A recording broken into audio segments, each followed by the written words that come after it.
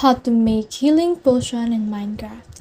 Hi guys, in this video I will teach you how to make healing potion in Minecraft. So if you want to learn how it's done, just watch this video until the very end. It's just pretty quick and simple, so let's go. So on my screen right here, you see these materials and equipment that we need in order to do our healing potion.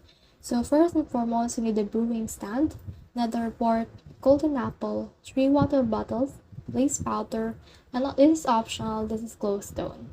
So first, in order to make a golden apple, we just need to place 8 golden ingots just like this, and then put the golden apple or the apple that you have in the middle of it, and then there you go, you can have a golden apple. Now once you have that, you need to make a glass. So in order to make a water bottle, you just need to put 3 actual glass right here on this position. You can also do from this, and this in order to make some glass.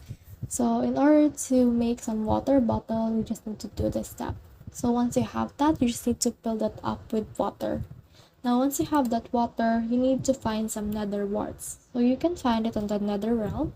So just find that and you can now make the healing potion. So in here I have a picture of the brewing stand.